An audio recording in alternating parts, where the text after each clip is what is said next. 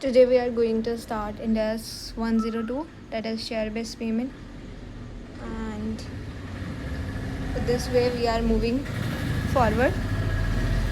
देखो, जब तक हमारी पेंसिल चलेगी तब तक हमारे हाथ चलने वाले हैं, करेक्ट। देखिए क्वेश्चन नंबर 1 में हमें क्या क्या बोला था कि एक एंटिटी है वो इशू करी 100 शेयर्स 1000 एम्प्लॉयज़ को, सब्जेक्ट टू सर्विस कंडीशन है 2 पीरियड रहने वाली, fair value on the date of fair value of grand date पर fair value of the share on the grant date is 195. There is expectation 97% of the employee will remain in service first year end में, however second year end में employee will remain in for 91% total employee and calculate करना है हमें expense entry करनी होती। अगर entry का पूछा होता तो भी कर लेते कि क्या होता employee benefit expense to share based payment reserve, because अभी तो हम एक्सपेंस बुक कर रहे हैं। तो आइडियली मैंने ये किया कि एंटिटी इशू करी 100 शेयर्स 1000 एम्प्लॉयज़, फर्स्ट ईयर में कैलकुलेशन की shares number of employ fair value on grand date कितने परसेंट एम्प्लॉय रहने वाले हैं मल्टीप्लाई 1/2। तो इस ईयर 1 का एक्सपेंस है एंड ईयर 2 का भी मैंने निकाला and then already recognise deduct किया एंड ईयर 2 का आया। तो accordingly question 1 was easiest, correct. Second question में हमें बोला है कि एक्स ग्रांट कर रहा है 10 शेयर्स 1000 एम्प्लॉयज़ को on the condition mention to remain in a service and entity profit after tax जो है वो रीच हो जाना चाहिए टू ₹100 मिलियन। इट इज़ एक्सपेक्टेड कि पैट जो है वो रीच हो जाएगा by the end of third year. Fair value on the grand date ये है एंड उसके बाद एम्प्लॉय वेस्टिंग पीरियड 1 2 एंड ये सब दे रखा है। अकॉर्डिंगली हमने क्या कर दिया है कि employ benefit expenses over the period 3 year तक रिकॉग्नाइज कर दिया है एंड ये जो है ये एक नॉन मार्केट कंडीशन है बिकॉज प्रॉफिट इतने तक पहुंच जाना चाहिए, नहीं पहुंचा तो क्या करना होता है, फिर रिवर्स करना होता है। देखिए इसमें मैंने अकॉर्डिंगली सॉल्व कर दिया है एंड इसमें ऐसा कोई डिफ़िकल्टी तो नहीं है एंड तीनों ईयर का कैलकुलेशन किया है। This is year 1 calculation, year 2 and year 3 accordingly कर लिया। देखिए क्वेश्चन नंबर 3 में हमें क्या बोल रहा है कि एसीसी लिमिटेड ग्रांट कर रहा है 10,000 share option to one of its manager in order to get the option. The manager has to work 3 years काम करना पड़ेगा in order to reduce the cost of reduction. अब कॉस्ट ऑफ रिडक्शन को reduce करना ये again it's a non market condition. 10% reduce करना है। Fair value of option on the grant date is 95। अब ईयर 1 में 12% अचीव कर ली है, ईयर 2 में 8% जो कि not achieve in future and year 3 में इट इज़ 10%। जिस ईयर में आपने अचीव नहीं की है उस ईयर के लिए आपको क्या करना है, उसके ईयर के लिए आपको रिवर्स करना है। तो अकॉर्डिंगली ईयर 2 में हम कुछ रिकॉग्नाइज नहीं करेंगे क्योंकि अचीव ही नहीं हुआ है टारगेट, तो हम अकॉर्डिंगली क्या करने वाले हैं उसमें रिवर्स करेंगे, ईयर 3 का एक्सपेंस बुक कर देंगे। तो देखिए ईयर 3 में मैंने फ़र्स्ट ईयर में बुक कर दिया था, सेकंड ईयर में अचीव नहीं हुआ तो जो फर्स्ट ईयर का बुकिंग था उसी को रिवर्स कर दिया है और थर्ड ईयर में रिकॉग्नाइज कर दिया है क्योंकि अर्लियर तो कुछ रिकॉग्नाइज है नहीं, करेक्ट। देखो क्वेश्चन नंबर 4 में क्या था कि प्राइस जो है शेयर की वो इंक्रीज़ हो जानी चाहिए, प्राइस इंक्रीज़ हो जानी चाहिए। तो this is the market linked condition है। मार्केट लिंक कंडीशन है तो अगर अचीव नहीं भी हुआ तो हमें रिवर्स करने की ज़रूरत नहीं है, जैसे कि हमने नॉन मार्केट कंडीशन में किया था। तो बस इसमें इतना ही है एंड फर्दर हम नेक्स्ट क्वेश्चन करते हैं। देखिए इस क्वेश्चन में क्या हो रहा है, क्वेश्चन नंबर 4 में हमारे पास एंटिटी इशू करी शेयर बेस्ड पेमेंट, वही अगेन एक्सपेंसेस बुक करना है, नंबर ऑफ़ एम्प्लॉयज़ हमें 100 दिया है, करेक्ट। अब उसके बाद क्या है कि value fair value on the granted दिया है, market condition share price reach हो जानी चाहिए। तो it is a market based condition and आपको सर्विस में रहना है and that is 4 years। But आपकी मार्केट कंडीशन जो है वो 3 साल में ही फुलफिल हो जाती है, 5 साल में हो जाती है। तो पहले हम 5 साल वाला कर लेते हैं। 5 साल में हो जाती है, 5 साल में होती है, बट हमारा वेस्टिंग पीरियड तो 4 साल का ही था, तो हम 4 साल में सारा बुक कर देंगे, पहले वो 5 साल में हो रही है। और या फिर 3 साल यानी कि 1 साल पहले हो जाती है तो 3 साल में रिकॉर्ड कर लेंगे एज़ कम्पेयर टू, मतलब 4th ईयर में it will be nil, correct. देखिए ये क्वेश्चन भी ईजीएस्ट है। इसमें क्या है कि बस जो हमारा क्वेश्चन 6 में एंट्रीज भी पूछ लिए, बाकी तो वही हम एक्सपेंस वगैरह कैलकुलेट करें। तो इसमें ये एक्सपेंस कैलकुलेट करने के बाद हमें एंट्री पास करनी है कि 3 years की vesting employ benefit expense to share based payment reserve and last में शेयर बेस्ड पेमेंट रिजर्व से शेयर कैपिटल फीस वैल्यू वगैरह देनी है। तो अकॉर्डिंगली ये जो बैलेंस है जितना वो उसमें किस में चला जाएगा, शेयर कैपिटल, बाकी सब कुछ सेम है, करेक्ट।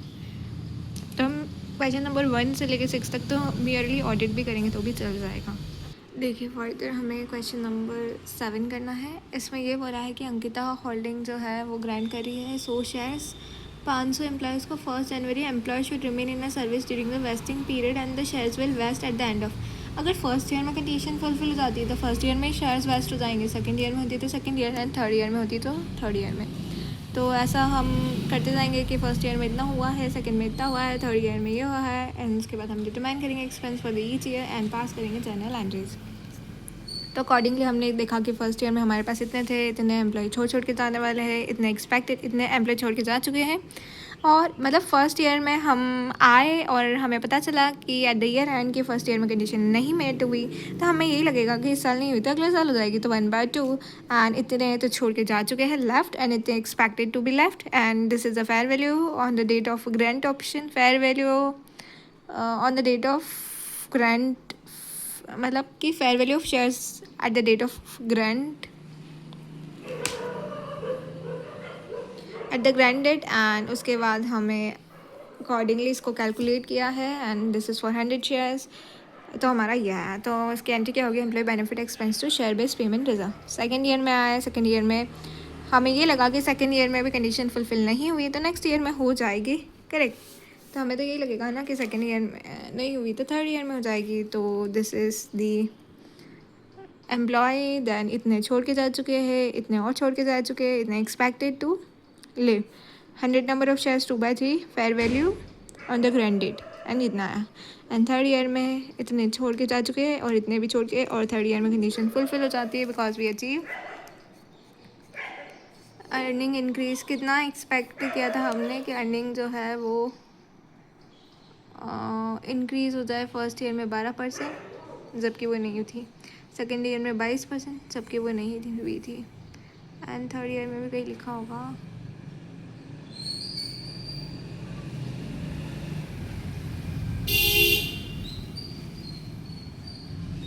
तो ऐसे करके थर्ड ईयर तक वेस्ट हो गए।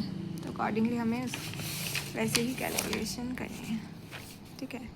तो simply we need to once we calculate the expense of each year then तो इजी एंट्री पास करनी है, एंड दैट्स इट, करेक्ट। देखिए क्वेश्चन नंबर हमारे पास है अभी at present, it is question number 8। अब इसमें क्या हो रहा है सिंपली कि 1 अप्रैल 2022 को ग्रांट किया जा रहा है 150 शेयर ऑप्शन 1000 एम्प्लॉयज़ को, fair value on the grant date that is 129। अब क्या हो रहा है कि प्राइस ड्रॉप हो रही। तो हमने जैसे कि कोई एक्सरसाइज किया था किस वजह से कि कंपनी के प्राइस जो है वो अल्टीमेटली इंक्रीज़ होने वाले हैं, but in case price reduce हो जाएंगे तो हम उस कंपनी में रहना पसंद करेंगे क्या? उसके शेयर्स जो हमें फ्यूचर में मिलने वाले थे एट सच अ प्राइस, अब वो गिरने वाली हमें आज पता चल गया है, तो हम वहाँ रहना पसंद करेंगे क्या? नहीं। तो उस केस में क्या होगा कि जो हमारा एक्सरसाइज प्राइस होगा इनिशियली जो भी डिसाइड हुआ था कि at the date of repricing the fair value of the, कि मतलब फेयर वैल्यू, ये तो fair value on a grant date, but हम जिस पर एक्सरसाइज करने वाले होंगे the grand date repricing the fair value of the original share option granted was 80 and the fair value of each reprice option was 80, the incremental fair value of each modified option. तो उससे जो भी हमारे को benefit मिलने वाला है and जितने का भी बेनिफिट है हम उसको रिकॉर्ड करने वाले हैं अल्टीमेटली, एंड उसके बाद हमें बाकी तो नॉर्मल अकाउंटिंग दी है जैसा हम किया करते थे। तो सबसे पहले तो क्या कर रहा हूँ कि दो चीज़ों को बाइफरकेट करता हूँ। तो मैंने दोनों की अकाउंटिंग सेपरेट लिखी है कि मैंने नॉर्मल जो एक्सपेंस बुक करते हैं वो अकाउंटिंग जो है वो सेपरेट तरीके से की है, एंड उसके बाद जो मॉडिफिकेशन है उसकी accounting, because modification is after 1 year, तो 2 years is remaining with us. तो मॉडिफिकेशन की we do accounting separately with the fair value of 30 because we have 30, हमें बोला है कि fair value of each reprice option was 80 and the incremental fair value of each modified option will be 30। तो ये usually question में given होगा, हमें अलग से कैलकुलेट नहीं करना। तो मैंने मॉडिफिकेशन का दोनों का अलग निकाला है, एंड अकॉर्डिंगली हमें दोनों का एंट्री कंबाइंड फॉर्म में करना है। तो देखो कंबाइंड फॉर्म में करना है। अब मैंने इसकी शायद एंट्री पास करना भूल गई, ओके, तो हम कर लेंगे, ऐसा कोई डिफ़िकल्टी नहीं है। तो देखो जो हमारे पास 31 मार्च 2003, तो employ benefit expense to share base payment reserve, ठीक है। तो दिस विल कम एज 5805,000 5805,000। फिर 31 मार्च 2020 मतलब 23, और this will be 24 the employ benefit expense to share base payment reserve, and इसकी क्या करेंगे हम कंबाइन एंट्री करेंगे। This will come as 85,87,500 85, 87, 500। 31 March 2025 को employ benefit expense to share based payment reserve and this will come as 7788,000, 7788,000, ठीक है। तो 31 March 2025 को तो we will do the share based payment reserve to share capital and ये कितने से आएगा हमारे पास, इन दोनों का क्यूमुलेटिव, दिस और this. So you can do this as well with me. Like 179.95 500 plus 41.85, तो ये क्यूमुलेटिव ना बुक हो जाएगा।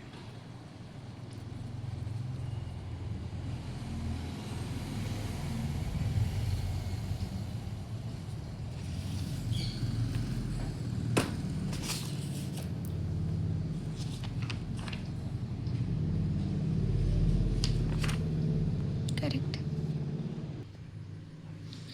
देखिए दिस पर्टिकुलर वन हम क्या कर रहे हैं, मैराथन आईएनसी ने इशू किया 150 शेयर ऑप्शन 1000 एम्प्लॉयज़ को, सर्विस कंडीशन इतनी है एंड ये सारा हमें ये बना है। करेक्ट। अकॉर्डिंगली देखो पहले वाले क्वेश्चन के जैसे ही था, सेम टू सेम, बस one stupid mistake which I made. मैंने क्या किया था, 150 शेयर ऑप्शंस को एम्प्लॉय मान के उसमें से डिडक्ट करी थी। Then later I come to know कि my answer get not tally, therefore I come to know कि I did such a stupid mistake, which is I consider the 150 share as employee and I'm deducting 35 and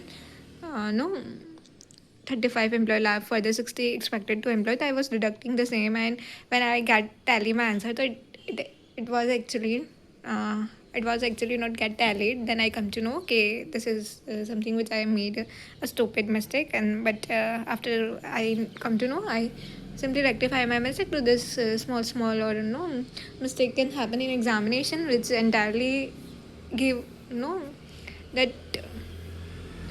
that eventually will lose you your entire 8 marks just because of one stupid mistake.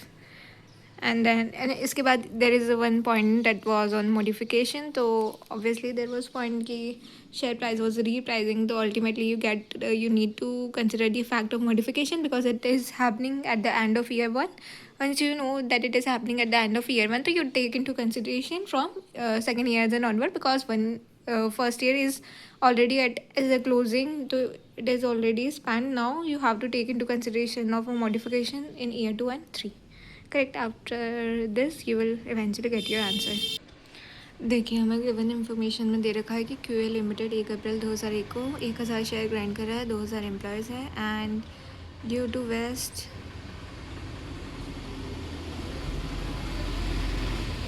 2000 employees, ठीक है। उसके बाद हमें बता रखा है कि 31 March 2004 तक रहेगा, यानी कि 3 साल हो जाएंगे 1 अप्रैल 2001 से 31 मार्च 2004 तक। Provided the employ remain in employment till this. उसके बाद हमें स्टार्टिंग में दे रखा है कि 1800 एम्प्लॉय। स्टार्टिंग में कितने भी एम्प्लॉय, हमें क्या मतलब, हमें तो ईयर एंड 31 मार्च 2002 पे देखने, उस दिन हमारे पास 1800 नहीं 1850 एम्प्लॉयज़ है। उसके बाद हमारे पास फर्दर अमेंड कर दिया गया है 1840 हो जाएंगे बाद में फर्दर सब्सिक्वेंट ईयर्स में। 1 अप्रैल 2001 को फेयर वैल्यू जो है option on the grand date is 1.20 and फिर फेयर वैल्यू फर्दर इंक्रीज हो जाएगी टू 1.30 as on this, but due to the challenging business condition the fair value decline हो जाएगी thereafter. In September 2002 when the fair value of option is 0.90, the director reprice कर देंगे option and cost the increase हो जाएगी value इतनी। तो देखो हमें फेयर वैल्यू इंक्रीज, हमें तो शेयर वाले केस में fair value on the granted चाहिए, फिर बाद में इंक्रीज हो तो हमें कोई लेना देना नहीं, बट अगर फेयर वैल्यू डिक्रीज हो जाती है तो हमें उसकी अकाउंटिंग ट्रीटमेंट करना पड़ता है बिकॉज उससे एम्प्लॉय को लेना देना होता है। तो अकॉर्डिंगली हम इसका जो चेंज है वो मॉडिफिकेशन में दिखा देंगे ना, अकॉर्डिंगली कर लेंगे। अब यहाँ पे हमें बताया, मतलब ऐसे तो 3 years का है, तो company requested to suggest a suitable accounting transaction for this, but question में हमें जो है सिर्फ 2 years का ही पूछा था। अकॉर्डिंगली मैंने कैलकुलेशन 2 years तक की, 1 year में तो कुछ नहीं है। देखो यहाँ से अगर हम देखना चालू करें तो 1800 से लेना देना नहीं, 1850 से कैलकुलेशन की and 1.20 that is fair value ना ग्रैंडेड 1/3 और एम्प्लॉयज़ की आ गया। उसके बाद हमारे पास नेक्स्ट में इतने एम्प्लॉयज़ है, देन फेयर वैल्यू ना ग्रैंडेड 2/3 और इतने एम्प्लॉयज़ है, ठीक है। तो इतना ऑलरेडी रिकग्नाइज है। फिर मॉडिफिकेशन पे हमारे पास कितना चेंज हुआ, 1.05 से 0.90, तो इतने का चेंज हुआ, 0.15 से पॉइंट, बिकॉज हमारा चेंज कब हुआ, सितंबर में हुआ, तो फर्स्ट ईयर ख़त्म हो गया, उसके बाद 6 मंथ और चले गए, तो लास्ट 6 मंथ का ही चेंज 1.4, दैट इज़ फॉर आधा साल इस साल का, नेक्स्ट ईयर का 1 ईयर, तो 0.5 और 1.5 और ऐसे करके हमारा आया, तो टोटल हमारा 732 और 92 करके 824 है। अब नेक्स्ट ईयर का वैसे तो कर सकते हैं हम, बट क्वेश्चन में रिक्वायरमेंट नहीं है, क्वेश्चन में पूछा नहीं है, तो एग्जामिनेशन में तो हम कर लेंगे, यहाँ पे नहीं कर रखा है, बस बात क्या है। करेक्ट। देखो कैंसिलेशन वाला क्वेश्चन करना हो सकता है कि सबका मार्क्स अलग अलग हो, बट आंसर तो फाइनली हमारा सेम ही आने वाला है।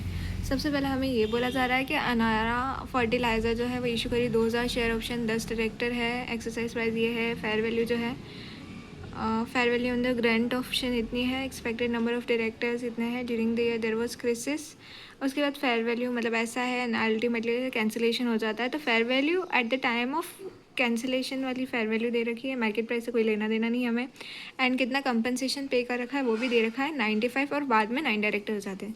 तो फर्स्ट ईयर में तो हम सिंपली एक्सपेंस रिकॉर्ड करेंगे,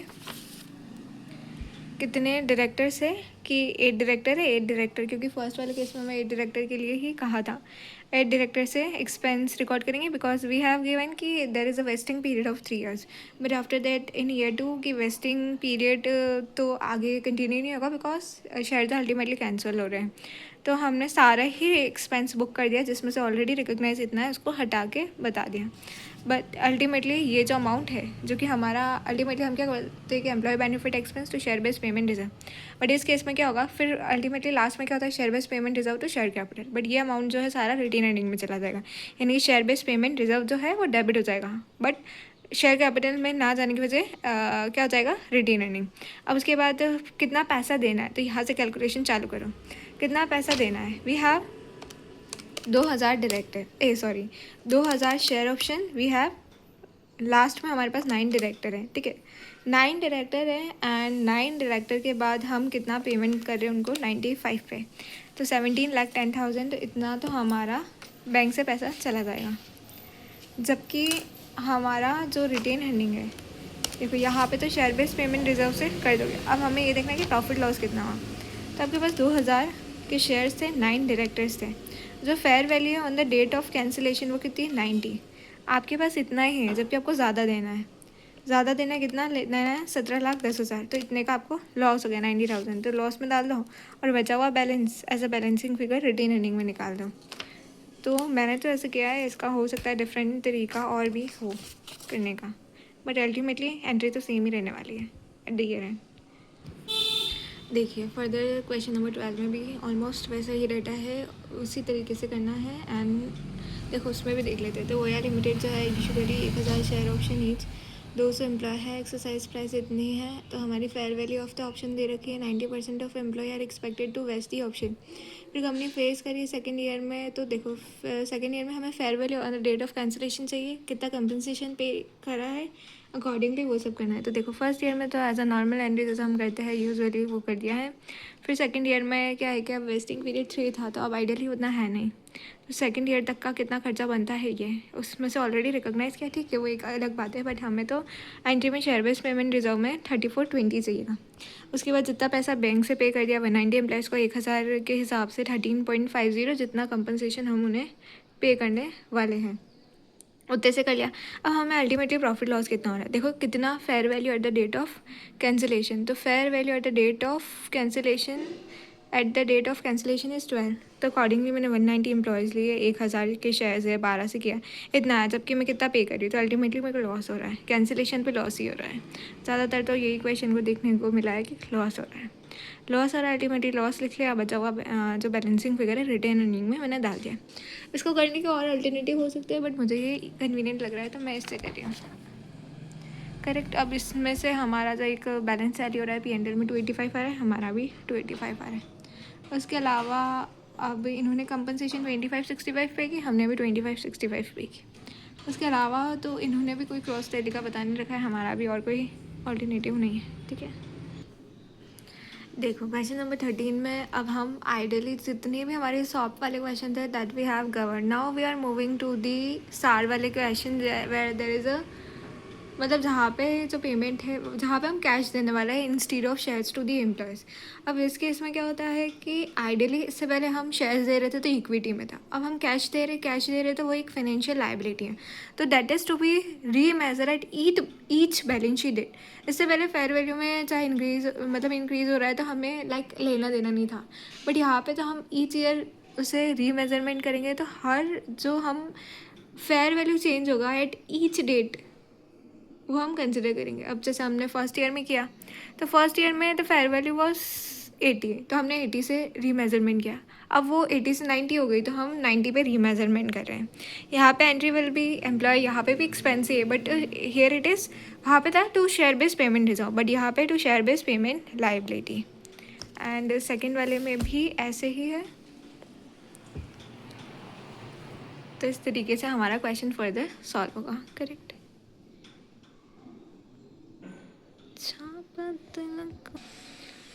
देखिए अभी टाइम हो रहा है 2 घंटे हो गए हैं, बट अभी भी हमारे क्वेश्चंस कंप्लीट नहीं हुए हैं। देखिए फर्दर इस क्वेश्चन में हमें क्या दिया है, XYZ इशू करा है 10,000 शेयर, एप्रिसिएशन वेस्ट करा है इमीडिएटली। अब ये पर्टिकुलर क्वेश्चन में लिखा है कि ये वेस्ट हो जाएंगे इमीडिएटली, तो यहाँ पे हम ग्रैंड डेट पे भी जो हमारी ईयर ओपनिंग है उस पर भी हम एंट्री करने वाले हैं। 1 अप्रैल 2000 को भी एंट्री होने वाली है यहाँ पे, एंड विथ दी जो भी उसका ग्रैंड डेट का फेयर वैल्यू है उससे, और उसके बाद 1, 2, 3 का तो हम करने वाले हैं ये सब्सिक्वेंटली। तो अकॉर्डिंगली सबसे पहले तो फर्स्ट ईयर का, बिकॉज यहाँ पे हमें लिखा है कि वेस्ट इमीडिएटली, तो इतने से रिकॉर्ड कर लिया, तो फिर employ benefit expense to share base payment liability भी इतने से रिकॉर्ड करेंगे। ईयर 1 में हम क्या करेंगे कि ईयर 1 में हमें अलग से दिया है, अब यहाँ पे कोई वेस्टिंग पीरियड नहीं दिया है, तो हम ईयर 1 का ले लेंगे, 1 का ले लेंगे जिसमें से ऑलरेडी रिकॉग्नाइज डिडक्ट कर देंगे हम, and accordingly employ benefit expense to share base payment liability. ऐसे ही ईयर 2 का ले लेंगे। अब ईयर 2 में क्या हो रहा है कि हमारा जो खर्चा है वो इतना आ रहा है, और जिसमें से ऑलरेडी ज़्यादा रिकॉग्नाइज कर दिया तो रिवर्स कर देंगे, तो share base payment liability to employ benefit expense. फिर ईयर 3 का हम अकॉर्डिंगली ले लेंगे, एंड लास्ट में हमारी एंट्री हो जाएगी जितना भी है बचा कुचा share base payment liability to bank. तो ईजी क्वेश्चन में कुछ भी डिफ़िकल्टी नहीं है। देखिए क्वेश्चन नंबर 15 में बहुत ज़्यादा एक्सप्लेन नहीं करूँगी because it is completely repeated, but still मैंने सोल्यूशन जो किया है मैं आपको बता देती हूँ, बट समझाने का कोई सेंस नहीं बिकॉज पूरा रिपीटेशन वाला ही क्वेश्चन। देखिए फ्रेंड्स ये क्वेश्चन तो ईजी है, बट आई थॉट कि मैं इसको आपको करके बता देती हूँ। मैंने आइडियली इसको कर भी लिया है, इससे भी समझा भी सकती हूँ, बट आई थिंक एक बार और मैं करके बता देती हूँ। देखो डिटेलिंग तो मैं वापस नहीं लिखूँगी, जो मैंने ऑलरेडी लिख रखी है, बस जिधर सोल्यूशन रिक्वायर्ड है वो करके बता देती हूँ। जैसे सपोज हमारे पास क्वेश्चन में ये था कि हमारे पास 2 ईयर तो वेस्टिंग पीरियड है, बिकॉज क्वेश्चन के इन्फॉर्मेशन में हमें दिया है कि this is 2 wasting period, and उसके बाद ये 2 एक्सरसाइज पीरियड, कभी भी एक्सरसाइज कर सकते हैं। सबसे पहले वेस्टिंग पीरियड की एंट्री पास करके बताती हूँ। 31 मार्च 2005 को employ benefit expense to share base payment liability, ठीक है। अब ये कितने से होगा हमारे पास, तो 1000 एम्प्लॉयज़ है, बोला है कि during the vesting period 10% of the employ will leave, 40 है 10% यानी कि 36 तो रिमेनिंग रहने वाले 2 साल तक। फिर हमें इस डेट पे क्या लेना है, fair value on the grand date. अगर ऑप्शन एक्सरसाइज किया जाता है उस डेट हम क्या लेते हैं, इंट्रिंसिक वैल्यू। यहाँ पे मैं लिख भी देती हूँ कि जिस डे ऑप्शन एक्सरसाइज होगा उस दिन इंट्रिंसिक वैल्यू लेना है, ठीक है। अब accordingly we have 2 year vesting period, तो 1000 employ 436, 1000 employ 436 and fair value is 12 divide by 2, तो यह आ जाएगा हमारा employ benefit expense to share base payment liability 2,16,000, 2,16,000। फिर 31 March 2006 employ benefit expense to share base payment liability. अब again 1000 employ है 36, because 10% will leave during the vesting period, यानी कि 36 ही होंगे. अब fair value on the grand date because ये cash है and we will remeasure at each balance sheet date. तो it is 8. Correct. It is 8 multiply 2 by 2. 1000 multiply 36 multiply 8. तो it is 2,88,000. ठीक है. उसमें से ऑलरेडी भी रिकोगनाइज इज 2,16,000. तो वी गेट 72,000. तो अगेन आया हमारा 72,000. अब हमारे पास आ जाता है, ये तो चल रहा था वेस्टिंग पीरियड. ठीक है. अब we have exercise period. Exercise period में वी हैव, देखो एक्सरसाइज पीरियड में क्या होगा कि अब इसमें बोला है कि जैसे हमारे पास 36 है, इसमें से 6 जो है वो एक्सरसाइज कर लेंगे और रिमेनिंग के हम अगेन उसे फेयर वैल्यू पे रिकॉर्ड तो करेंगे बिकॉज इट्स कैश रहने वाला है, तो रीमेजरमेंट तो करने वाले हैं. तो देखो पहले 6 की एंट्री क्या हो सकती है. 6 को हम इंट्रिंसिक वैल्यू से पैसा पे करके छुट्टी मुट्टी कर देंगे. तो 6 है, 1000 है. इंट्रिंसिक वैल्यू क्या है इस डेट पर. इंट्रिंसिक वैल्यू है इस डेट पर 10.